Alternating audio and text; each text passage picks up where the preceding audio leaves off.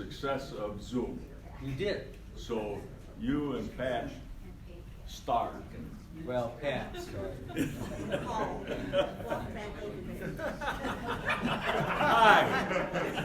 Or you can stand behind the podium.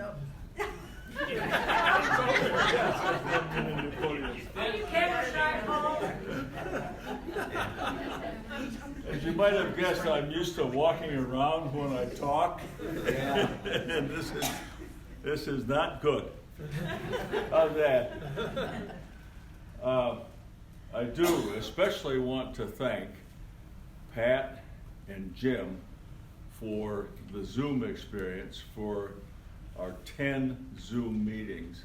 It took a while to get them rolling, but they did an awesome job.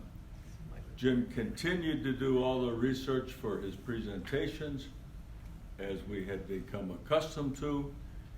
Pat pushed all the buttons. His computer, her computer, got into your computer, turned you on and off, and all that stuff. And so it really worked good. And I did receive one comment this morning from a young fella who said that it was better watching than what we felt on our side of the camera, dealing with all the details.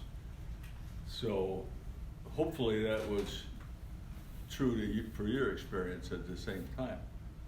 So I thank Jim and Pat. Give them a round of applause as well.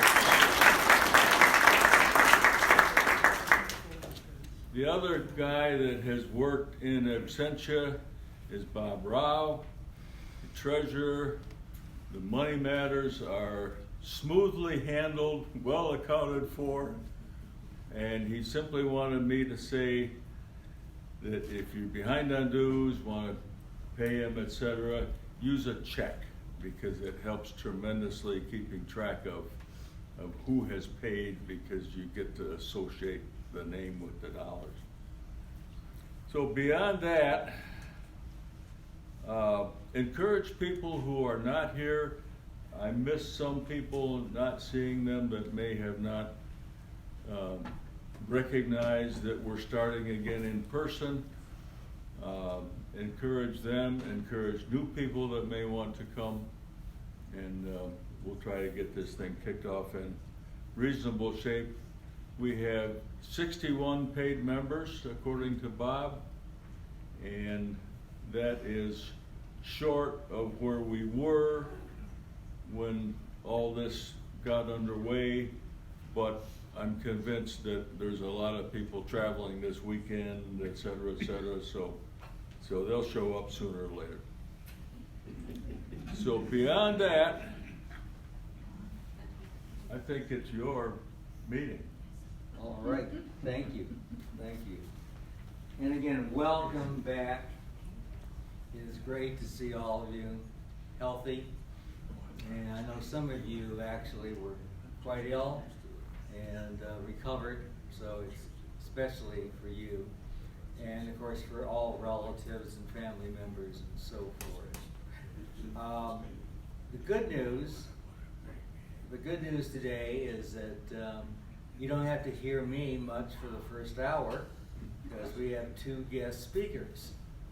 And if you read your email, you know we have 2 excellent guest speakers, and I'm just going to introduce them, let them have the floor. They both have excellent presentations, and then we will, with cookies and everything else, we'll probably take a break, and then we will come back and resume our conversation where we left off. Remember, we were in the Pacific last time.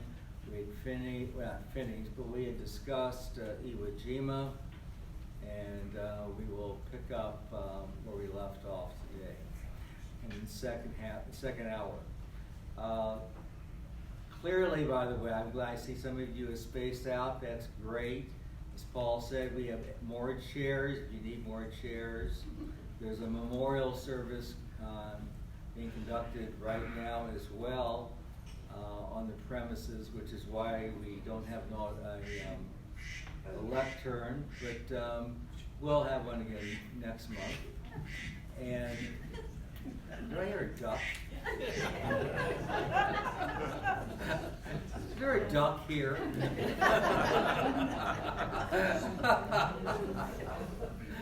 And one final thing, and that is clearly we're on the honor system. We've all been vaccinated. I'm just going to assume that's the case, and that hopefully all is behind us. Okay, with that, I'm going to stop, and Paul Weiss is, I believe, our first speaker. This is Paul Weiss, if you hadn't guessed, and I'm going to turn it over to him. He's worked very hard in this presentation, and he's given it before to rave reviews. So let's have Paul. Thank you, Jim. Sure. Let's see. I don't have a microphone, so am I We're working speaking? on it. Am I speaking loudly enough for Yes. people to hear me? Okay. Hopefully my voice will hold out. It's good to be back in front of a live audience. I've been teaching elsewhere by Zoom for a while, and it's good to actually be able to see everybody's faces and see, who's awake and who's glazing over. Okay, let's get right into it. The Navajo code talkers in World War II in the Pacific, there's nothing new about using a foreign language to communicate confidentially. Many of us in this room had parents or grandparents who were fluent in some language that we didn't understand at all. And when they wanted to tell each other something they didn't want us to understand, they simply switched languages. Navajo, oops, that doesn't advance it. Okay, that advances it. Navajo is a language unlike. Oh, we now have a microphone. Oh, okay. I'm sorry, I apologize. Okay. Sometimes when you kick the unit, it works. Okay. Where do I kick it if there's no problem? Okay, how are we on? Okay, good. Navajo is a language unlike any other language in the world. And here's a sample.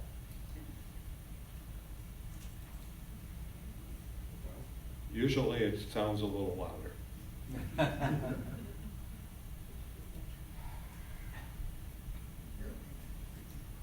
Okay, let me try switching pointers. Let's see if.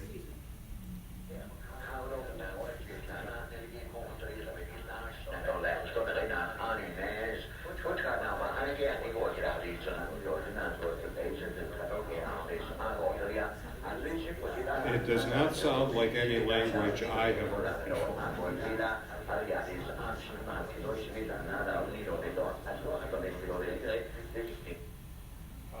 The Navajo language was mostly unwritten at that time in particular, has a very complex grammar, and has what has been described as challenging tonal qualities.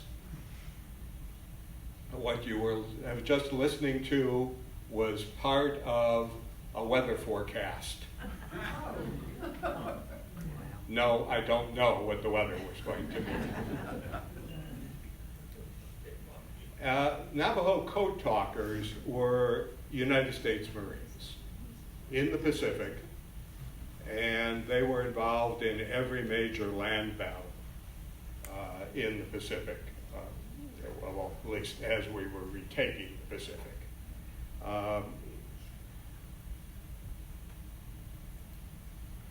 Now, the Navajo code talkers in World War II were not the original American Indian code talkers. They were in World War I. And there's some question as to who were the first involved. The Cherokees, the Choctaws, or the Comanches. My best guess is the Cherokees were first in September 1918. These were radio men, and they would be given a message in English. They'd transmit it in Cherokee. The receiver would spit out the message in English. And this was a very ad hoc thing. For example, in October 1918, about a month later, an Army captain, a U.S. Army captain, is walking through the camp, and he hears two of his men, does it sound still good? Yes. I'm holding the mic a little lower. Okay, two of his men were talking some language he didn't recognize. He said, what language are you speaking? And they said, sir, it's Choctaw. We're Choctaw Indians. There are 8 of us in your battalion. Next thing you know, they've got 8 new radio men. Completely ad hoc. There's also some reports of Comanche having been used in World War I. It was certainly used in World War II, and I'll talk a little bit about that at the end of this talk. Now, how did the Navajos get into this? Philip Johnson was a civil engineer in the water department of the city of Los Angeles. His parents were missionaries, and from age 4, he grew up on a Navajo reservation.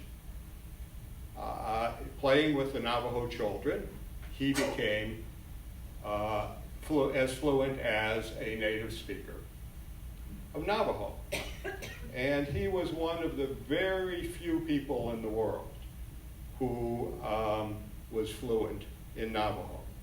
Now, Johnson was a veteran of World War I, and he had heard about the Indian code talkers. Some questions whether he had heard about Choctaws or heard about Cherokees. Different articles I read give different answers to that. He proposed using Navajo as a code. In general, the military resisted using Indians to relay critical information because they didn't trust the Indians, which in history sounds a bit ironic. So why was the Navajo language chosen? There are a lot of other Indian languages. Well, the Marines figured they might need as many as 1,000 men. So you need a large tribe to be able to get 1,000 people. They also needed, and at that time, the Navajo tribe was the largest tribe in the country with 300,000 or 400,000 members. And it was also important that these men be fluent in English and be literate, be able to read and write a message. Well, the Navajos weren't that great in that regard. Only 40% spoke English and only about 10% were literate. But when you run the numbers, because you have this huge pool, they figured they could get their 1,000 if they needed them. Now, the Navajo language is unrelated to any other language in the world. I mean, if you know French, you can sort of understand Spanish. If you know any other Indian language, it doesn't help you at all in understanding Navajo. And very few people who were not Navajos could understand the language. The best estimate was the number, including Philip Johnson, was 28. And all of these were Americans. At the time, there was no written form of the language, so you couldn't pick up a textbook and try to learn it. Now, between World War I and World War II, the Germans sent linguists to almost all of the major Indian tribes. They didn't call them linguists. They called them anthropologists. They called them art dealers. They called them students. But they had picked up a working knowledge of most of the Indian languages. And the Army became aware of that and decided against the widespread use of Indian code talkers in Europe. The Japanese also sent an unknown number of linguists. We don't know exactly which tribes were visited, but all of the major ones except Navajo. So, we'll save most of the questions for the end. I've given this talk enough times that I know what questions other audiences have asked. So I'll go ahead and answer them as I go along. And the first question is, why was the Navajo tribe never visited? And the answer, I don't know. Which you're going to hear a lot in this talk. So the Marines tested this concept. They took some Navajos, let them come up with a short list of code words, like a word for tank or a word for dive bomber, and then separated them into two groups, put them on opposite sides of a building, and handed the senders a message in English. They transmitted the message in Navajo. The receiver wrote down the meaning in English, and they were checked for speed and accuracy. And a typical 3-line message took 20 seconds to go from English to English. Using the encryption machines at the time, the same message took 30 minutes. And in a tactical situation, that's a world of difference. Now, the other thing about this language is what's called authenticity. If you get a message, you would like to know it actually came from the person you think it's coming from. Well, a lot of the Japanese were very fluent in English, and they could send you a message by, over the radio, and it sounds like it's coming from an American. That doesn't work with Navajo. Unless you grew up speaking it, you can't make those sounds that I played. For example, at the Battle of Saipan, the Marines captured a Japanese position, which was being shelled by other American troops. Well, they captured the position and the shelling continued. So they radioed back saying, hey, we've captured this, stop shelling. The people who were shelling didn't believe them. They believed that the message was being faked. So the Marines put the Navajo on, he started speaking Navajo, and the shelling stopped.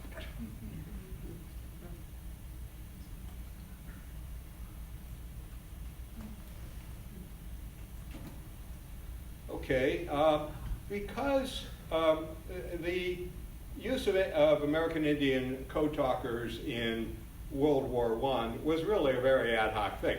Oh, there are 8 of you who speak Choctaw? Okay, here's your 8 radios and how to use them. It was much different in World War II. This was well planned, well thought out. Code breakers were involved in designing the language. Now, like most American Indian languages, they didn't have terms for a lot of modern military equipment. And so they actually came up with a code book. And here's a little piece of the code book There were actually 614 codes, which were memorized. You don't carry around a code book into battle. That's something the enemy would be really happy to get their hands on.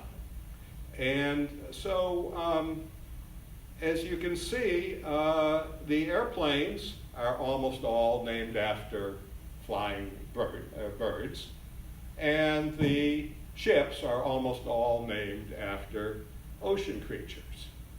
Well, this had an upside and a downside. The upside was it made it much easier to memorize the code. The downside is, from a code breaker standpoint, it made it much easier to crack. However, in order to crack it, you actually had to understand the Navajo language. A code breaker who spoke Navajo wouldn't have had any trouble cracking this. So they actually spent 6 weeks developing this code book with the help of Philip Johnson, that engineer. And so initially, a group of 29 Navajos, 30 were recruited, 1 dropped out. 29 Navajos were trained in this, developed this code. These were the men who actually were working with code breakers, and Philip Johnson actually developed this code. They then trained additional Navajos, and once 200 were trained, most of them were deployed to various parts of the Pacific, and 3 of them stayed behind, along with Philip Johnson, to recruit additional Navajos and to train them. In total, 421 men were trained as code talkers.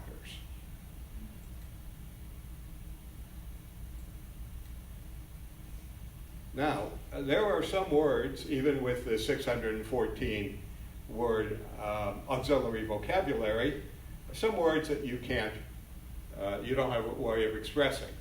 So they also had a way of spelling things. Mm-hmm. So if they needed to spell a word, they took an English word from this list that started with the same letter. They used the Navajo translation, and that way, if the receiver heard one of these words, he knew it was the letter, not the letter of the English word, not part of the message itself, not a word or a phrase from the message. And if you look at these, most of the letters have multiple words that can be used. Like for A, you could use ant or apple or X. From a code breaking standpoint, this made this portion of the code much more secure than it otherwise would. So this was not an ad hoc thing. This had a lot of thought in it.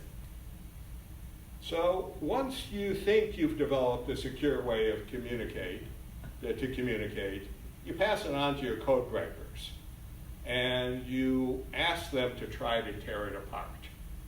Because if it's going to fail, you want it to fail in-house rather than when it's in widespread use.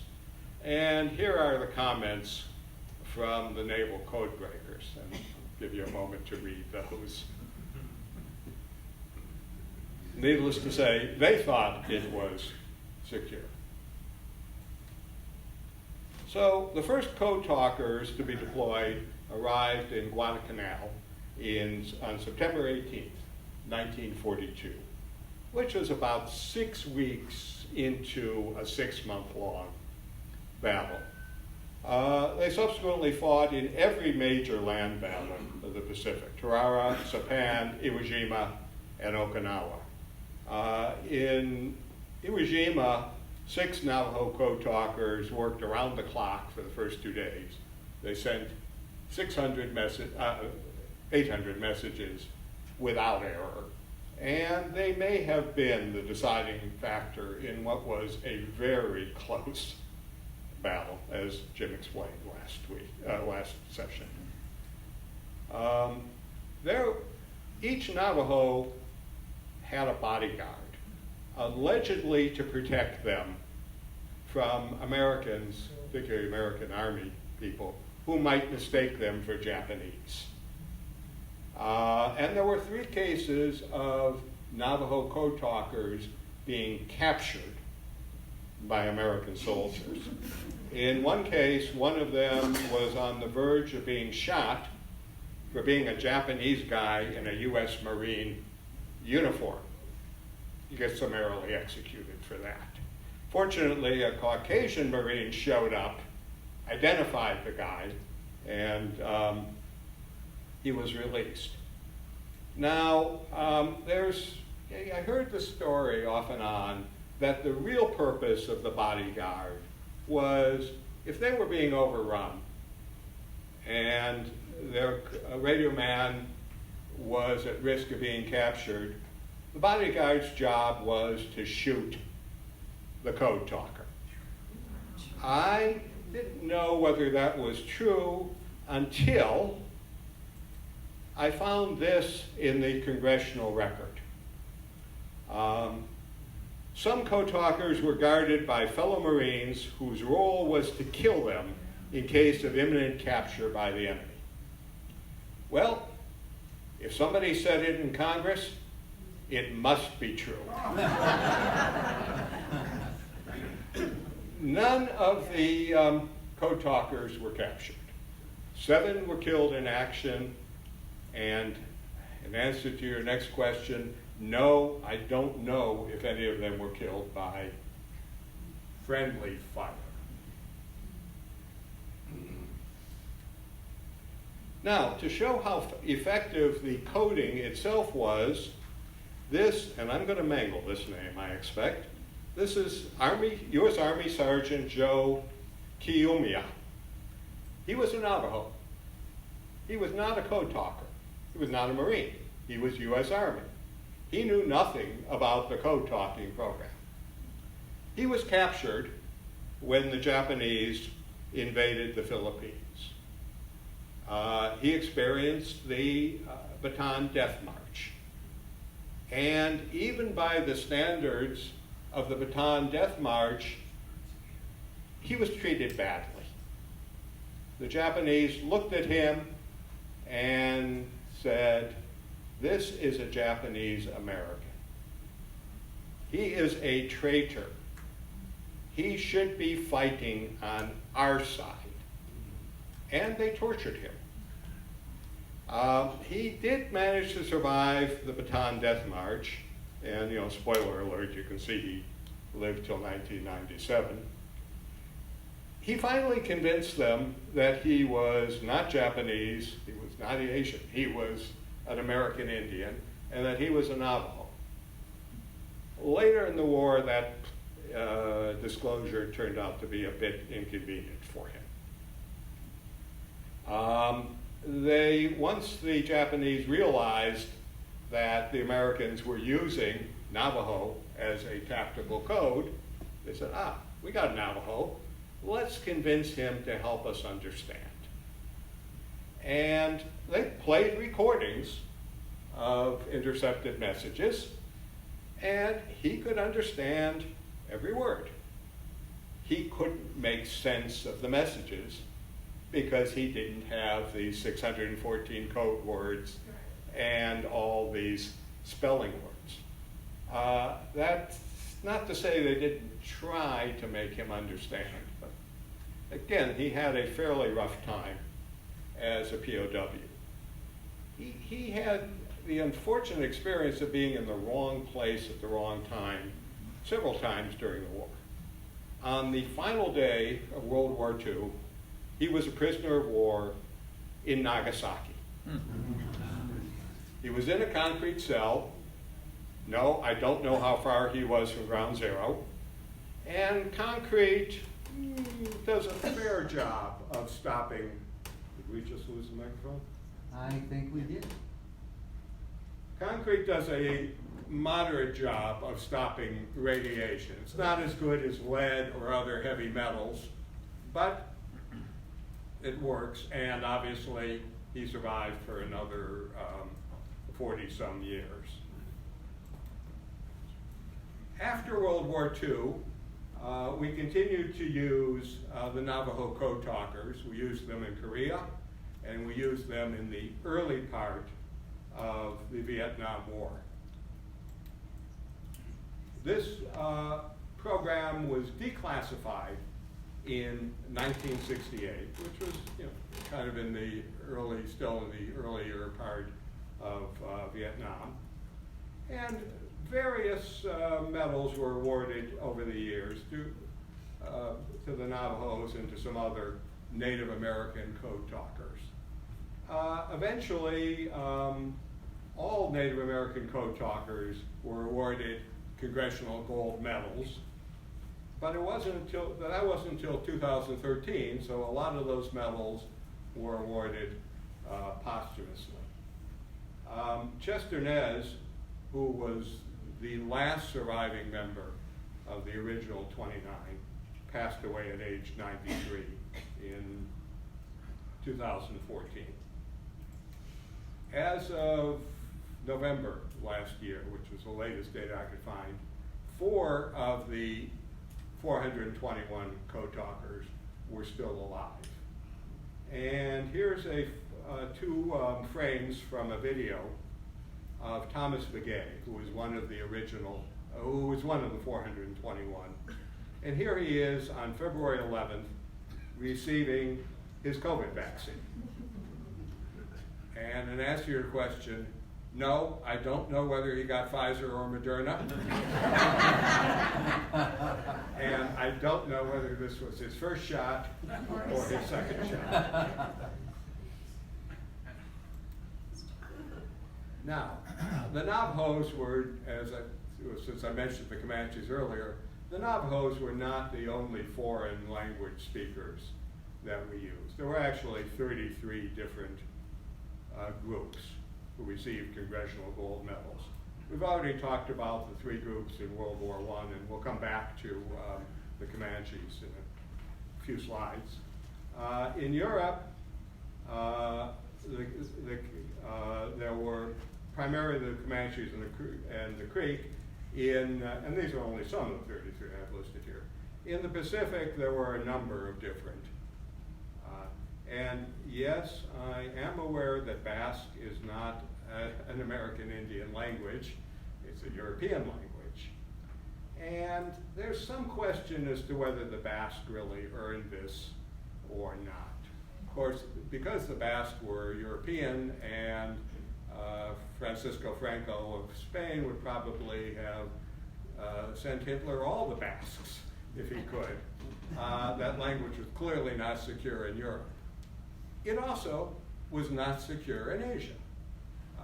During World War II, there were 35 Basque missionaries in Hiroshima, and there were Basque highlight players all over Asia. So the Basque language was never used to communicate in combat.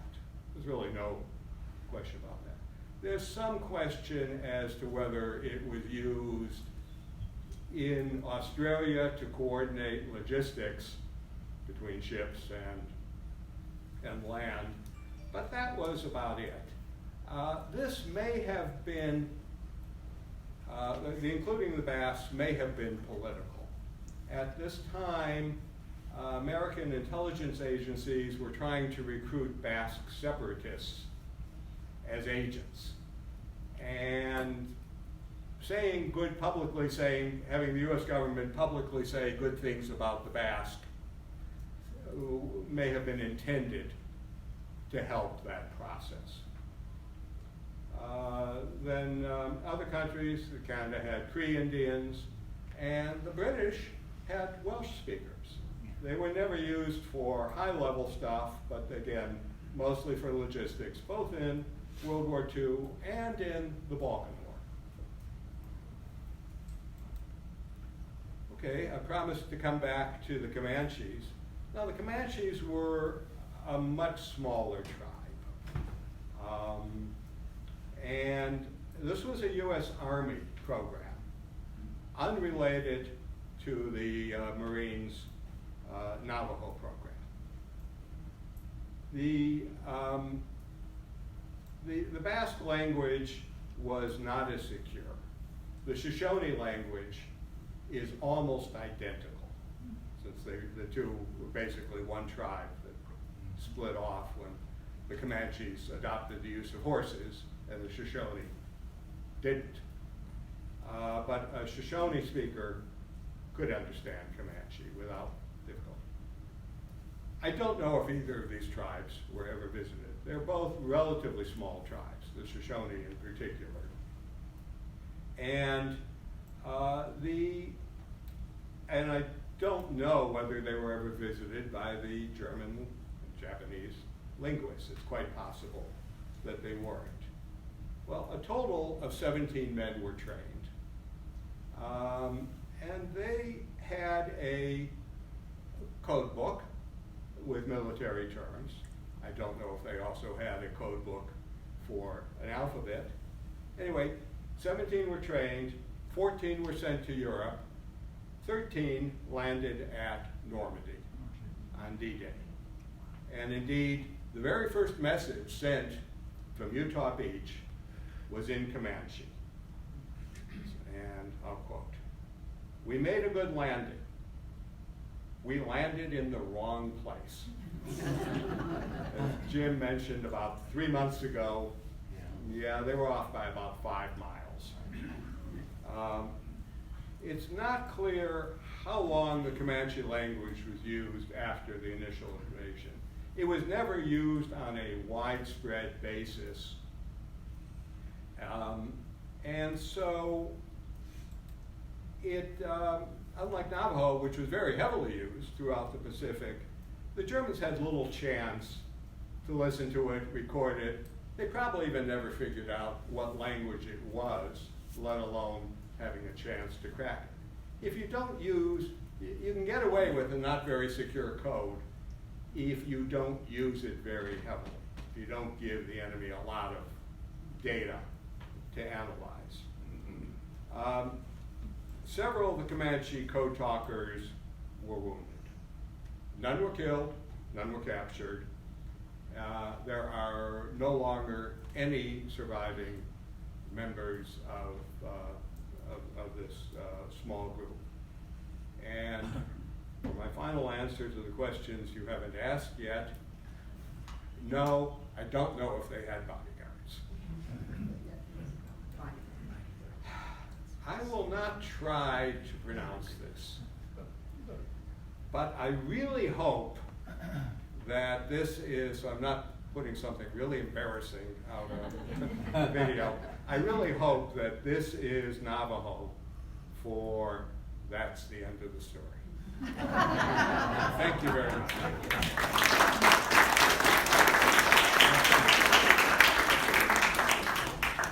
Questions? Yes? I found it fascinating when you said at the beginning that German and Japanese people had actually visited this country to study these native tribes prior to the outbreak of war. Were their intelligence agencies really that up to speed that they were anticipating this use? Let me give a little background. In World War I, the Germans had basically no code breaking capability. The French were the best code breakers in the world, with England a little bit behind. And there were significant consequences from that imbalance. After, in the 1920s, Winston Churchill and others wrote that we won the war because the Germans were really stupid about codes and code breaking. The Germans took that to heart and developed an excellent coding system called the Enigma machine, among others, and the Germans probably knew that we used American Indian code talkers in World War I, and so they were going to be ready if this happened again. So the Germans, shall we say, were much better prepared for the cryptology war that was part of World War II. Yes, question there. Do you know, in Navajo, is the language spoken in tones like up and down when they talk? No, I do not believe it is. It's spoken just level? Yeah, well, I'll play that section again. I did not hear a lot of tones. There's a lot of guttural sounds. There's a lot of nasal tones, which is what makes it. The reason I say is that when you had the words listed, they looked very similar to a translation of Mandarin when I was overseas. It was like that. I mean, Yeah, well, and according to what I just looked up, at least 3 waves of East Asians supposedly came to the the western part of the. So it seemed like there's some similarity. well, let's put it this way. In what I have read about the language, they didn't talk much. I don't remember them saying anything about being tonal, where the same sound with a different pitch or pitch going up or down in Mandarin has very different meanings. I don't think that's the case. The grammar was particularly difficult. For example, in the Navajo language, there were, I believe, 5 or 7 different classes of objects and beings. There were deities and other supernatural forces like the wind. There were humans, there were large animals, there were small animals, and then there were plants and inanimate objects. And a higher level entity could act upon a lower level entity, but not vice versa. A man could bite a dog. A dog could not bite a man. A man could allow a dog to bite it. And so you don't say the dog bit the man. You don't say the man was bitten by the dog, which is really just a passive form of the same thing. You say the man allowed the dog to bite him. So learning that grammar was probably, once you've grown up speaking English, is probably a difficult task in and of itself. Yes? Why weren't the Navajo code breakers deployed to the European Union? Well, first of all, these came in, a little bit later. I mean, came in 42. And this was the Marine Corps' baby. And the Army probably had more distrust of the American Indians and vice versa than the Marines did. So that's my best guess. And the Army had their own little programs, like the Comanches. Yes, question over there. Did the Navajo code talkers all go through boot camp and the whole thing? Yep. Yeah, and actually they did much better than the average Marine. The Navajos were extremely tough and extremely stoic. And they also, interestingly enough, did not understand sarcasm. Because in one long forced march in training, the drill sergeant said, "Hey, if you guys are getting tired of walking, you can run." The Navajos all started running.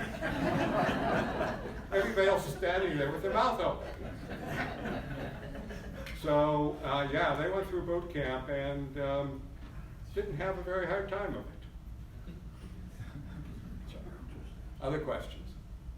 Okay, hey, thank you very much.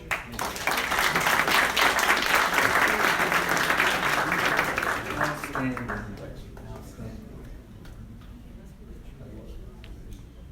We need to trade off USBs, is that right? Oh, laptops. If you promise you won't take more than 5 minutes, there are cookies over there. 5 tops. Couldn't get it.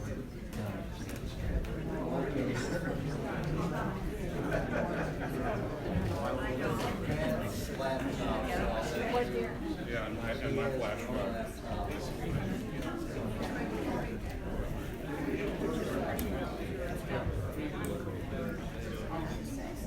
Very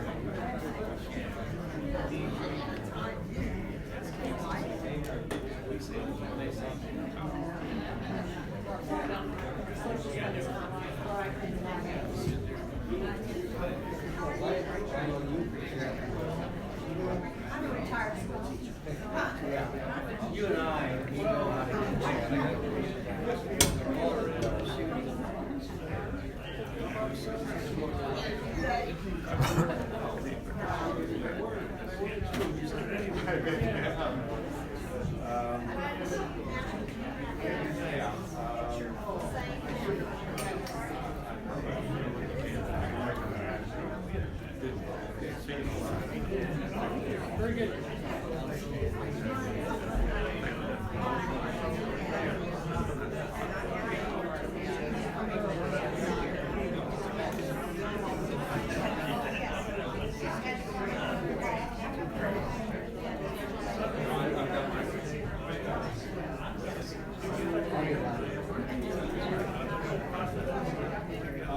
Yeah.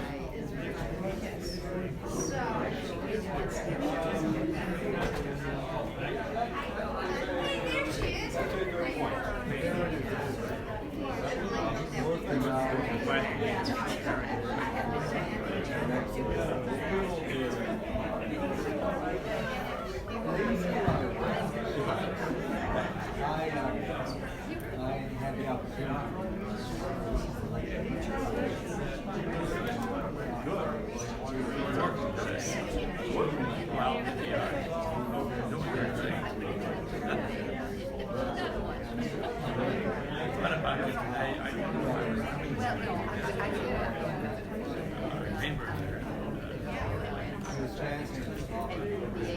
Very,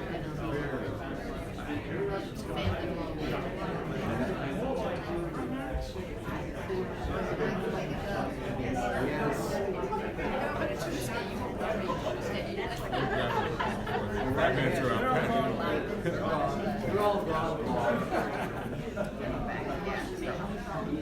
Oh, yeah, Monument Valley. Years have gone by. John Wayne.